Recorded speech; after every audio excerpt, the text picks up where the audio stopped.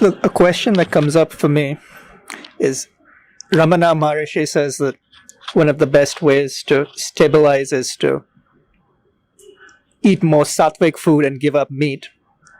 And then I like his words and his teachings. And then Nisargadatta Maharaj, who also, his words penetrated me very deeply. Someone asked him the question, why do you eat meat? And he says, my body has these habits, so what of it? And I find myself, for me personally, if I just have no desire to eat meat anymore. I'm just curious what Nisargadatta Maharaj meant when he said, my body has these habits, so what? These are coming from two different points. These two statements that you have just quoted. Ramana Maharshi is advising a seeker. Ramana Maharshi's counsel is for someone who is still on the way. So he is offering you a method to be lighter on your way, so that your journey is less loaded against yourself. Nisargadatta Maharaj is saying from the point of one who has already reached. And he's saying, I am at a point where there is complete separation between me and the body. Now that kind of a separation does not exist for the one who is still on the way. So Nisargadatta Maharaj says, let the body do what it wants to do. The body is anyway a conditioned mechanism. And situated where I am, if I interfere with the body even to bring some purity, some correction, some sattvikta to it, that would again be a kind of entanglement, a kind of identification. So I don't want to touch the body, not even to correct it, not even to bring sattvikta to it. I don't want to meddle with the body anymore. But that statement, remember, is possible only to someone who has arrived at that complete distinction. Therefore, the statement that Nisargadatta Maharaj is making is wonderful but not useful. It has very little utility, because all utility has to be for someone who is still struggling, still on the way, is still trying to make his way through the various challenges that the body and mind offer. Liquor consumption or flesh consumption or other kinds of unwise gratifications of the body merely increase the obstacles that one faces. So therefore, those kind of things must not be practiced, even if it is observed that a realized man is practicing them. Nisargadatta Maharaj, by the way, was also an avid smoker. Not only would he smoke himself, he actually owned several little shops that would dispense local handmade cigarettes called bidis. In the locality where he stayed, he was famous as Bidi Wale Baba. But then does that mean that you have to smoke to be enlightened? No. Those kind of things, even if they are documented, recorded, observed in a realized man, must be respectfully kept aside as the idiosyncrasies of the realized man. Ramakrishna Paramhans would run after fish.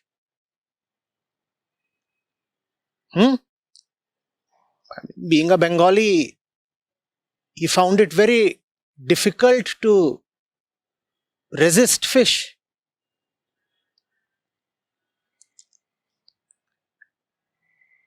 Jesus seemed to have his affinity towards meat and wine. There is much else that can be learnt from the wise ones. Not these aspects. Their inner force, their urge for liberation, surely was so strong that they could arrive at their destination in spite of these obstacles.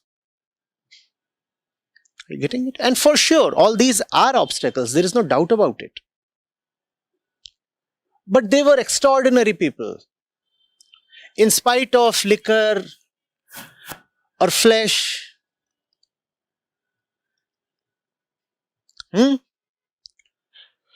or cigarettes, they could overcome those obstacles. That only proves the strength of their love, their resolve, their determination. The common man does not have that kind of resolve. He is unable to overcome even the ordinary and commonplace obstacles that life places. Why add to your challenges? Why add to your troubles by indulging in avoidable stuff? Are you getting it? There have been all kinds of stories associated with saints. And many of those stories must be factually correct, undoubtedly.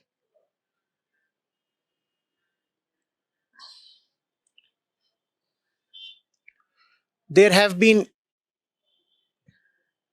saints who have been womanizers. There have been sages who have been shown to have their own fascination for their several kinds of passions. That's not something we are to learn from them or emulate from them. If anything, what these stories tell us is that there is nothing called absolute liberation. Are you getting it?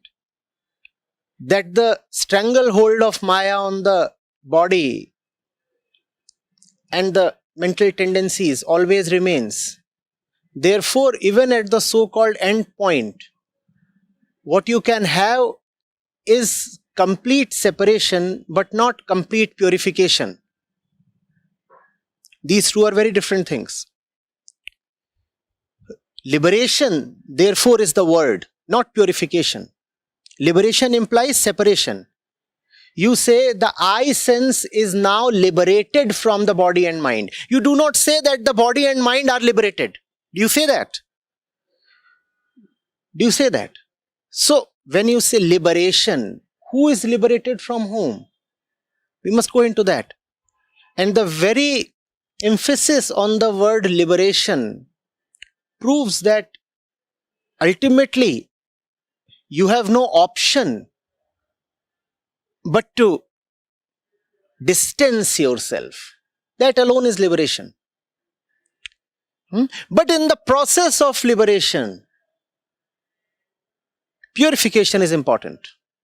And that is what is Sattvikta. So Ramana Maharshi is talking of purification. He is talking as a counselor to someone who is on his way. And therefore his words are useful here. Nisargadatta Maharaj is truthful here, but not useful. The seeker must look for that which is useful, even if it is not absolutely truthful. Getting it? And that is also the reason why one must avoid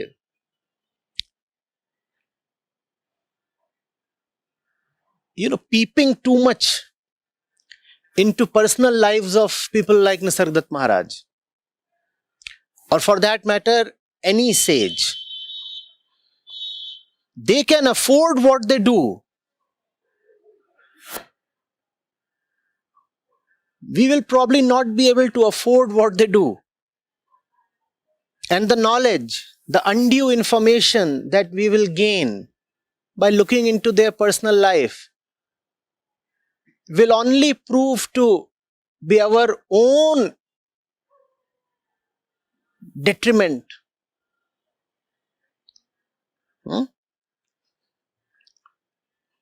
Far better to go by their advice. Acharyaji, I have something more on this. You mentioned useful, even if not truthful, and that a seeker should look for. Can you elaborate, please? You see, the absolute truth is not useful. In fact, the more you want utility, the more you will have to dilute the truth. Absolute truth, in a sense, is absolutely useless. Because absolute truth is nothing, silence, a void. It doesn't speak to you. Are you getting it? It has no value, no purpose, no utility whatsoever. Therefore, when the liberated ones have spoken, they have been forced to say things that have an iota of falseness in them. So if you detect falseness in the words of a liberated one, kindly do not take it to mean that the liberated one could not tell truth apart from the false. It merely means that he wanted to be of help.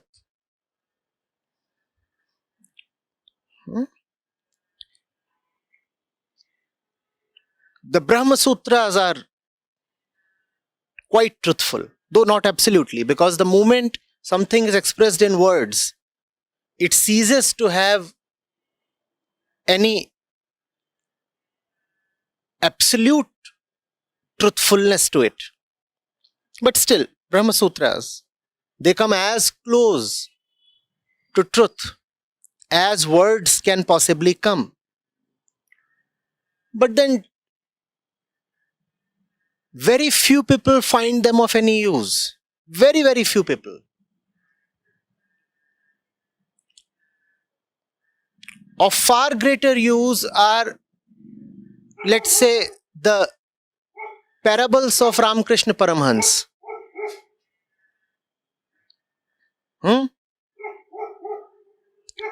Simple stories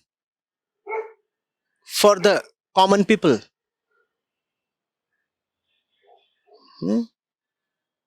And far greater number of people have benefited from these stories than have benefited from the Brahma Sutras.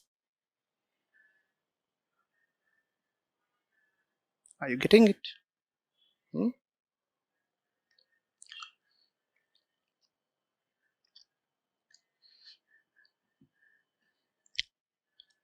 But there is an amusing, ironical part to it.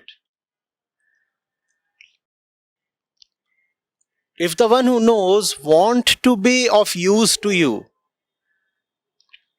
he will have to mix it up a little. Dilute his teaching a little. In fact, to teach is to dilute.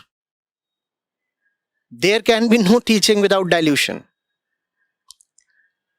But the moment there is dilution,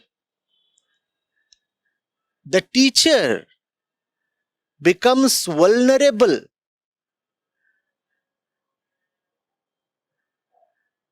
against charges of falseness. You can now indict him.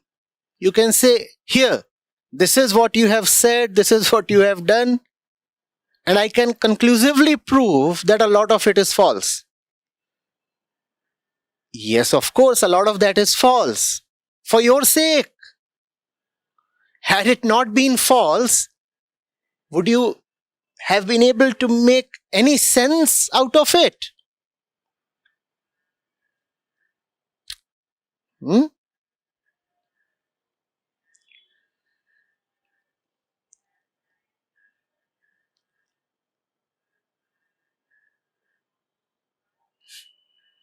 All these prayers, you hear these mantras being recited somewhere in the city. They take you towards the truth, but they are not the truth. Get the distinction straight. They are very useful assistants, but they are not the real thing itself. You could say they are the secretaries that would take you to the boss's cabin, but they are not the boss. And do not confuse the secretary for the boss.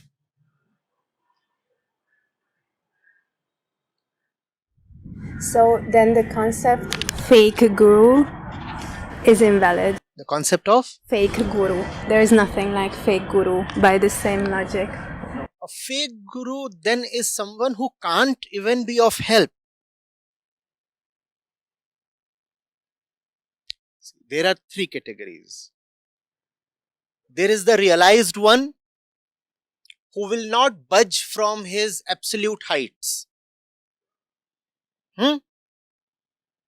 He is sitting right atop Mount Everest, the highest peak possible to consciousness.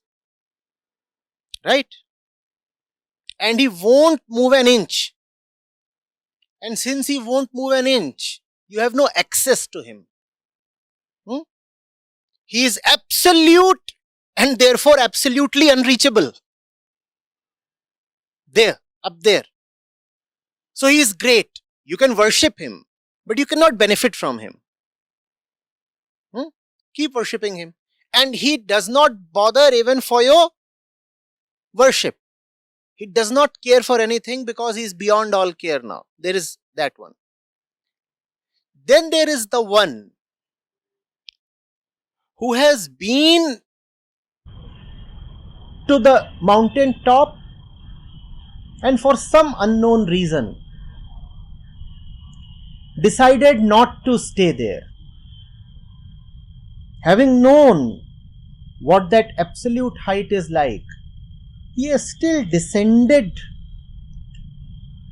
to the ground, to the valleys, to the cities and villages. And he brings to you something of that absolute height and narrates that to you in your language. And obviously your language is the language of the false. Therefore, when the truth is expressed in your language for your sake, for your benefit, it does not retain its absolute purity anymore. It cannot. But it becomes, to you it becomes useful. It becomes useful to you. So this fellow takes the blame upon himself.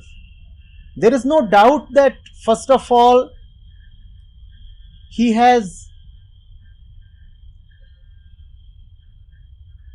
disrespected the invitation of the Absolute by being there and yet not staying there, lodging there. And secondly, he is bringing to you something that does not quite belong to your world, that cannot quite be expressed in your language,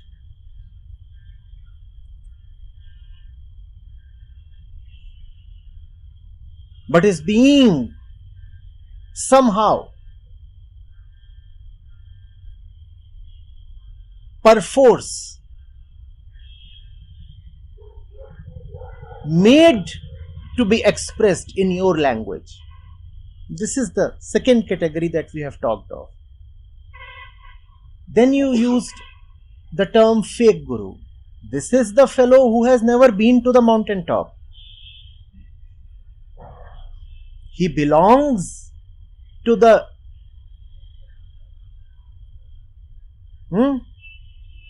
lanes and the crossings.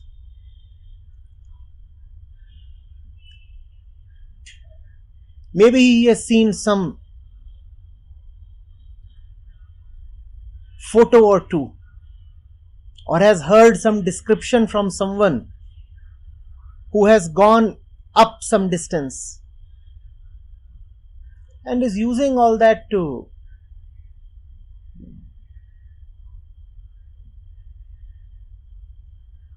further his own ego and little self-interests. This third chap is the fake one. The third chap is necessarily harmful.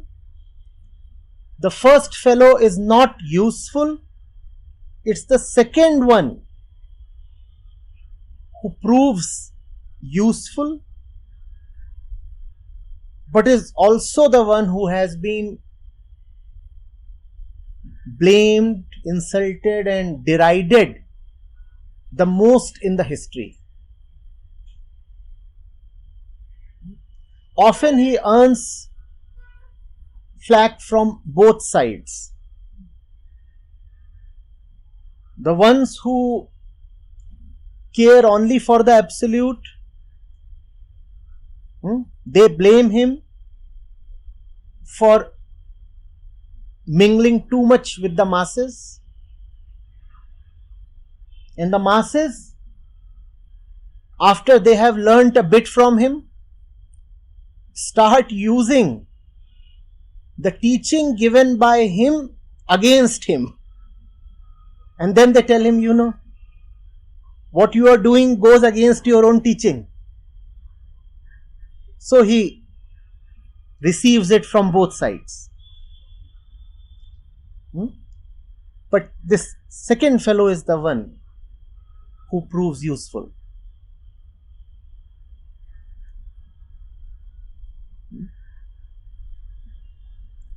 Incidentally, the really fake guru is quite unlikely to be detected as a fake guru. The title of fake guru is usually reserved for the fellow of the second type.